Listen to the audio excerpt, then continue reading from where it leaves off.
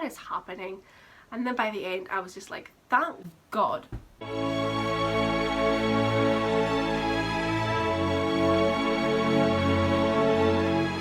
Oh my god, all my books are sliding. Well, hey guys. Hey. So it's October 3rd. On October 3rd, he asked me what day it was. It's October 3rd.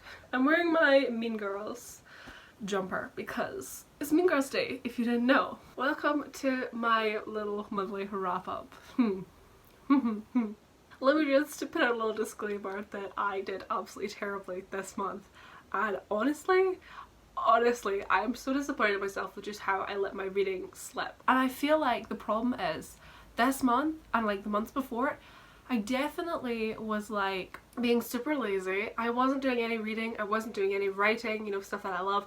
I've literally just been like on my laptop, just like on Netflix or just watching random videos on YouTube, and I'm doing that like every single day, and it's like, what even is my life now? What is my life? But the book of the month for my Let's Get Classical book club was Wuthering Heights, and I was so excited because this is the first time that I actually owned a hard copy of the book. Like all the other times, all the books, I haven't owned them. I've just been reading like ebooks, which I didn't even finish them. I don't think I've ever finished the book that we've been discussing, but shh, don't tell the book club. But this time I was determined I was going to get it read because I actually had the book. Did I say it was Wuthering Heights? I think I already said that. But I already had the book, and look at this beautiful hardback.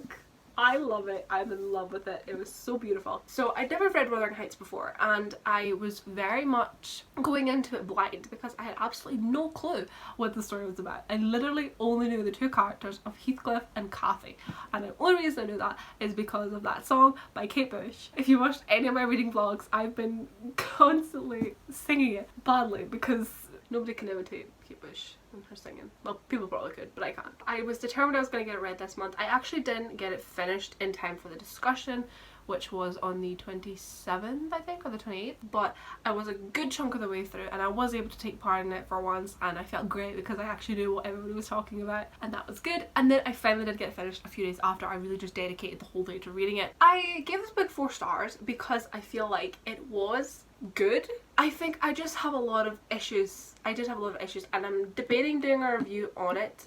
We shall see. I say this so often that I'm going to do a review on books that I talk about, but then I end up not because I end up leaving it too long and it's not fresh in my head anymore. And I just like to do reviews when they're off the top of my head and when they're fresh, because I feel like you remember most things. But with this one, I don't know, I might. I definitely did enjoy this. It was good. However, I feel like because everything's being told to you, our main character, or Mr. Lockwood, everything is being told to him by his housekeeper, and so it's all from her perspective. She's a very biased I love how I'm just bringing up all the stuff we talked about in the discussion, but I feel like she's a very biased narrator. It's not the same as somebody experiencing things, although I suppose main characters, when they're going through things, they're very like biased. They're giving you their side of the story. But I did feel like the narrator was very biased, and also she's only able to tell you what she has witnessed, and with luck she has actually witnessed a hell of a lot, so she is able to tell you basically the whole story, and she basically knew everything. But I feel like, for example, I really thought this story, I mean, I thought it centered around Heathcliff and Cathy a lot more than it actually did, and I felt kind of disheartened. This is like supposed to be like some sort of power couple in the literature world, aren't they? This is just my thoughts before I even read it. I always knew about the two of them, and I was like, oh, is it like a love story? I need a love story. Even the way they kind of carried on and they go on about how they love each other. They love each other in their own way. But I feel like we don't really get to see that, because when they have their time together, they talk about how they spend all day every day growing up together, and even as they get older. And it's like, well, we're not getting to see or hear what they talk about, how they act around each other when no one else is there. So I'm not feeling like we really get to see what their friendship / relationship is actually like. So when they kind of spoke about like loving each other and that, or in their, as I say, in their own way, I didn't feel it. I didn't feel it. I was unfazed by it. I feel like a lot of the characters in this are just, they're awful. They're awful people. They're selfish. And I think as well, I forget how much I really don't like these kind of classic novels with the way girls behaved. I'm assuming girls just were this way in this kind of time period, but like the way Catherine, so this is something else, all the characters had like the same names, I swear to God, but the way that Catherine's daughter, Cathy, I'll call her Cathy, the way that What one was which? Was it, what one was the younger one? Did she go by Kathy or Catherine? I don't remember. I've already forgotten. But basically, Catherine's daughter, Catherine, we'll just say, the younger Catherine. The way that she was so obsessively, I know she was young, but she was obsessively in love with her cousin. And it's like, this boy is the most selfish. He's such a sickly little boy. And it's like, I just can't imagine. It's not like they grew up together and she loved him because she grew up with him. She'd only just met him and she was obsessed with him and wanted to take care of him. It was kind of like, girl, it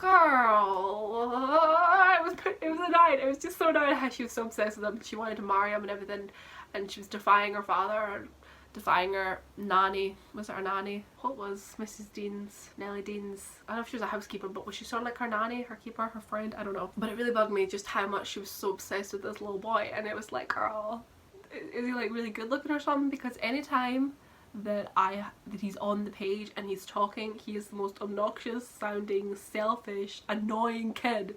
Why do you honestly want to spend time with him? Like, why? This is why I need to do a review on this. I need to do a rant review just to get everything off my chest. There was so much about this book that did kind of shock me, but also I feel like because after a while, as I was reading, I suddenly remembered like how it started, and I was like, wait a minute. So I feel like all the suspensefulness of the story was kind of taken away because I already knew what the initial setup was in the present. So when you're hearing everything about the past, it's like, oh well, I already know how this is gonna go.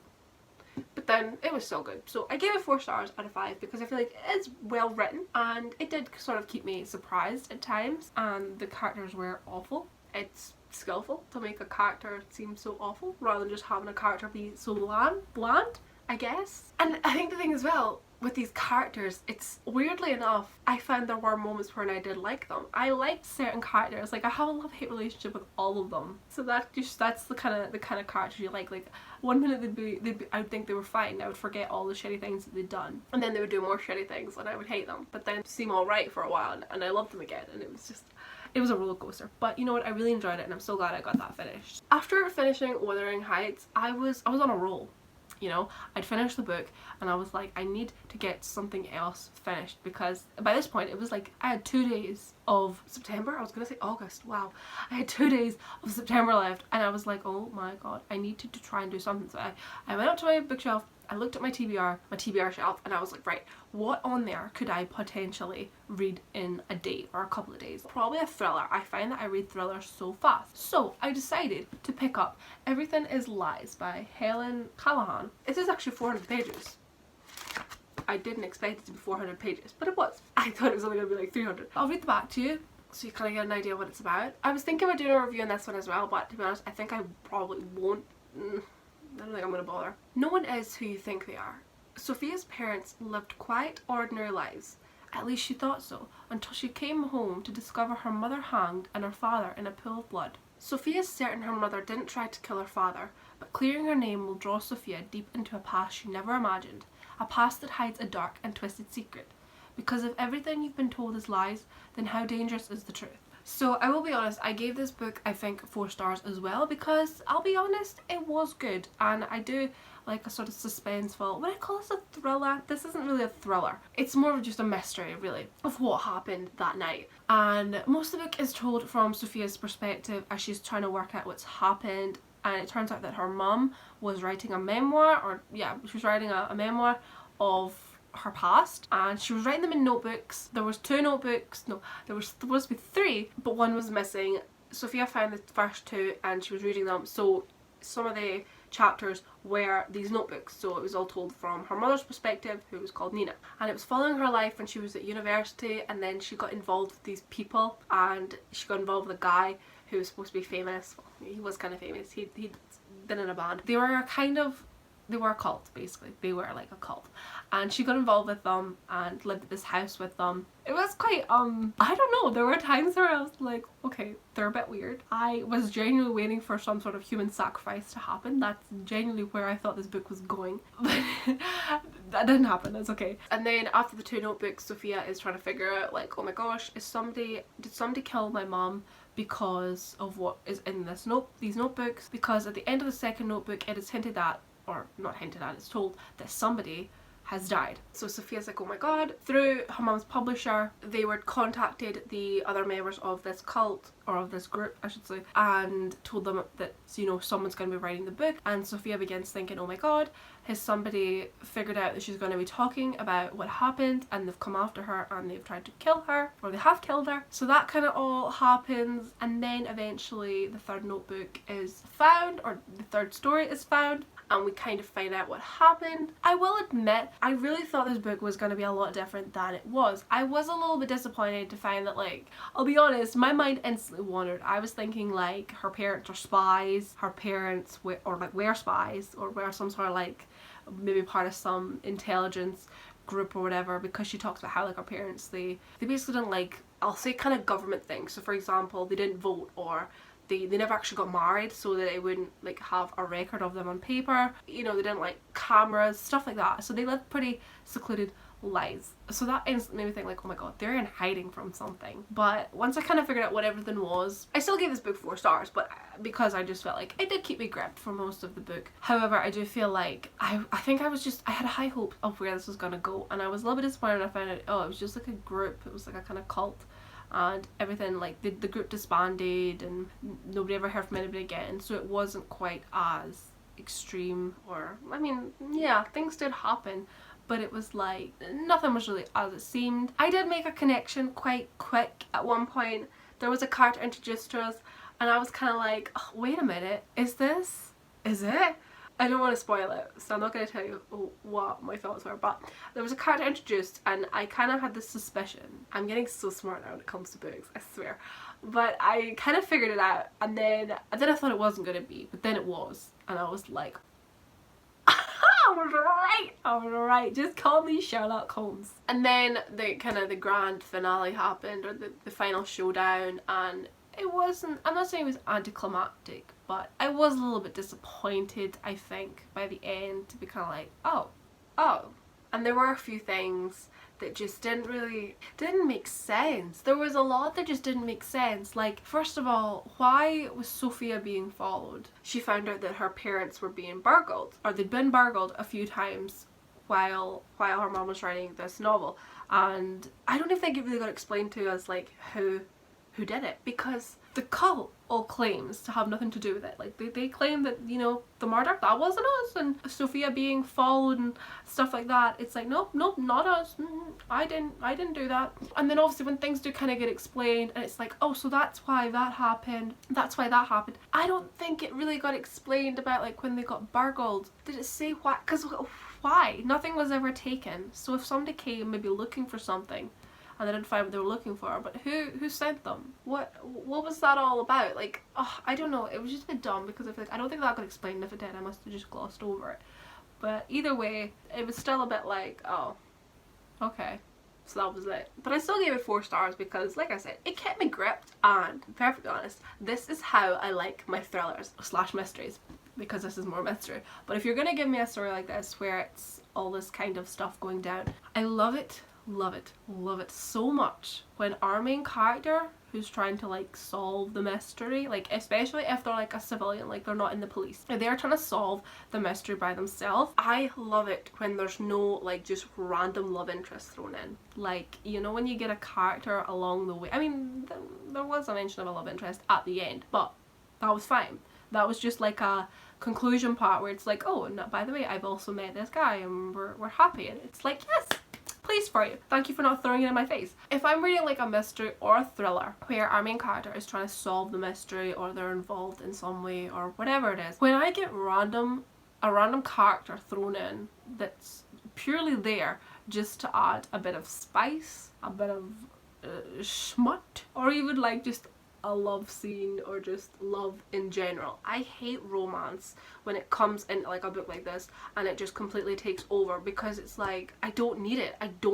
If your story is good enough and I'm reading this because I'm interested in the mystery, I do not care about your romance. You can have 2 characters maybe working together trying to solve the mystery, and by the end they've got together. That's fine, but don't just start rubbing it in my face of like, oh my god, this guy, I love him so much, can't even concentrate on what's going on, and it's like, stop it, I don't care, I just don't, I don't care. If I want to read some romance, I will read a romance novel. So that's why this book, I feel, is quite high up in my rating, because I feel like it did what it set out to do. It gave me a mystery, and yeah, there was a little bit of spice along the way, and that was fine, because that was in the past. That was all from the past, and I was like, okay, But like Sophia's chapters, there was no nonsense, no random character thrown in just to be a love interest or anything like that. It was perfect. It was great. It was exactly what I like in my mystery books.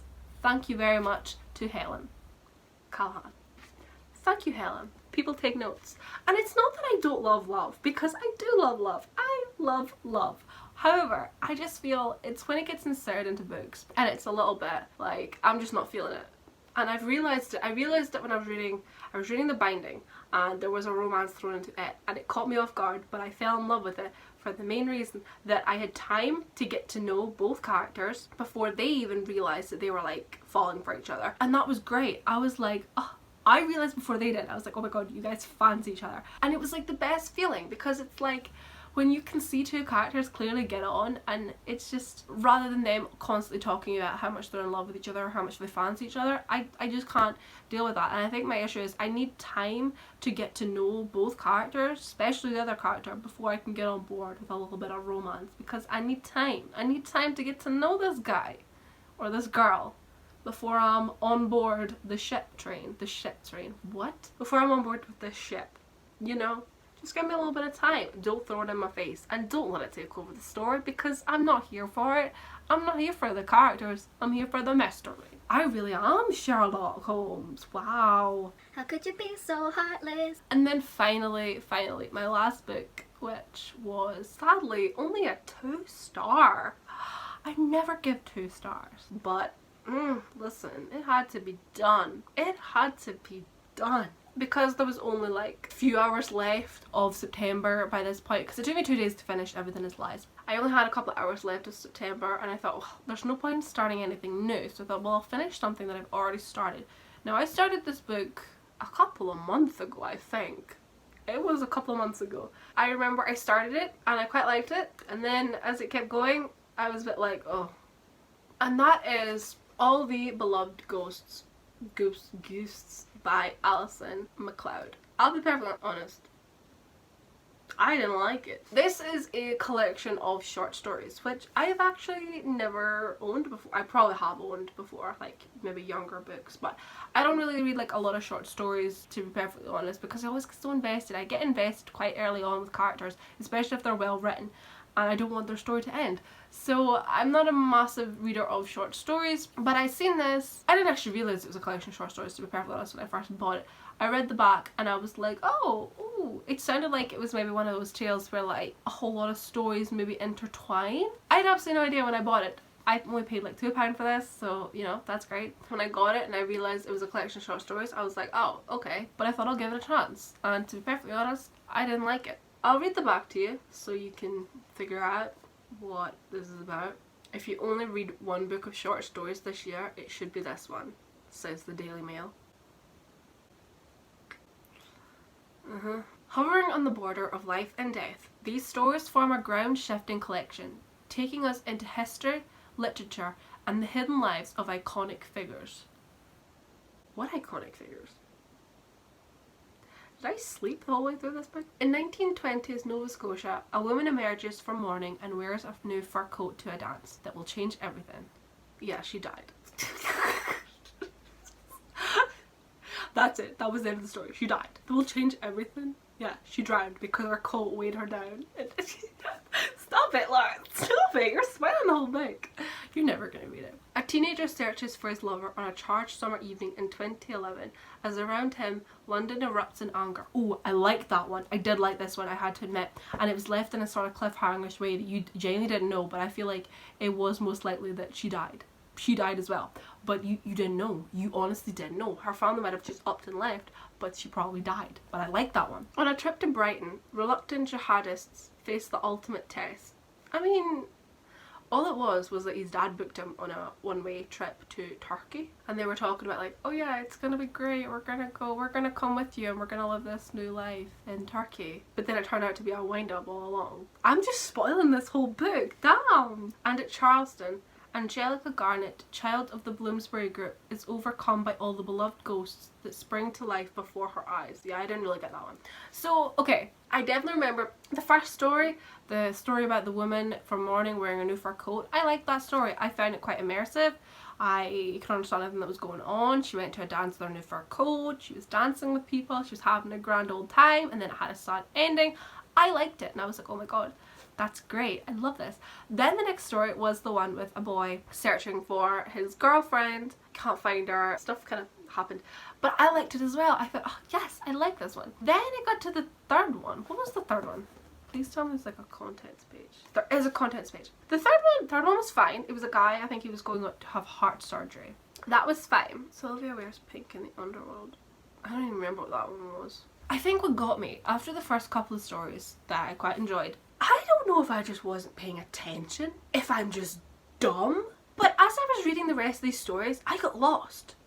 I had no idea what was going on for most of them, and I kind of knew going into this that the kind of premise of the story was like life and death, so I just assumed every character was going to die, or somebody was going to die at some point in most of these books. I was like, okay, great. But as I was reading them, I got lost. There was one in particular, I remember I had no idea what was happening. I was just so lost and confused. And then that kept up for like most of the stories. I was so confused. And I honestly really would have needed somebody to sit down and explain to me. Oh my god, I thought it was like a car backfiring. It was a guy with a vape. That was a massive cloud. But I truly had no idea what was going on, and I really could have done with somebody sitting down beside me, going through it sentence for sentence, word for word, and explaining like, oh well, this is a metaphor, this right here, this actually means this. I had no clue. I had zero clue. And I mean, I like to think that I'm not dumb.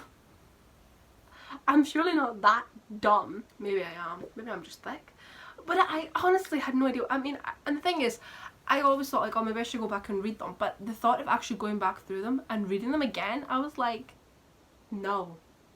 I've wasted enough time. I very nearly DNF'd this for the sheer reason that after every story ended, and I was like, no idea what's going on. I've got no idea. But I thought, I'll persevere. The first two were so good, there might be more that's easy enough to understand. So I kept going with it thinking, okay, the next story will be good. The next story will be good.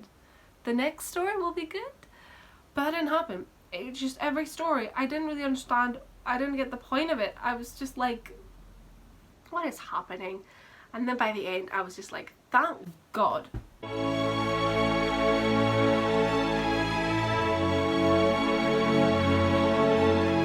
Thank God that is over with, because I don't care. So I gave it 2 stars because 1 star is, I feel like, you know, it was in a sense beautifully written, and somebody maybe more cultured than me, smarter than me, more intelligent, who studied English for a living, probably would enjoy this book. Like, I was going through all the reviews and everybody was giving it 5 stars and saying how amazing it was, and I was like, did we read the same book? Did we? Are you sure? Dazzlingly good, says The Guardian. Emotionally powerful, impeccably elegant from the Sunday Times. There was one story in particular where a woman with a dog was in a hotel, and then a guy approached her and was feeding the dog bits of lamb, and then it turned out in the end that there was no dog. The dog didn't exist, and I was like, but he fed the dog. So what was he did? Did he just throw a bit of lamb on the floor? What? He saw the dog, and she thought she had a dog, and it was like, I don't get it. I don't get it. This book is definitely gonna be unhauled at some point in my life. Honestly, this book, I feel like I'm gonna unhaul this. Genuinely. Get rid of it. Get it out of my sight. Oh my god, I don't like it. I didn't like it. And I didn't like it because I had no clue what was going on. I had absolutely zero clue. Honestly. So I only gave it 2 stars because I didn't like it. I didn't like it. So that is all I read in September. I only read 3 books, which is not good. But you'll be pleased to know that it is only the 3rd of October and I've already finished a book. I read a book. I started on the 1st of October and I finished it yesterday on the 2nd. So I've already got a book under my belt for the month of October. I'm basically a quarter of the way there already of last month's wrap up. And the book of the month this month for the Let's Get Classical Book Club is Dracula. Notice I've put my bookmark already at the first page to encourage myself to read. I've never read this before. I've never even watched any sort of adaptation of it. So we look forward to reading this. I thought it was going to be short, but apparently it's 400 pages. I'm determined to read it, so we'll see how that goes. That was everything that I read this month. All 3 of them. Great job, Laura. Great job. So thank you so much for watching. How is this video 30 minutes long? Fuck's sake. So thank you so much for watching this video, and I shall see you in my next one, whatever that may be. Goodbye!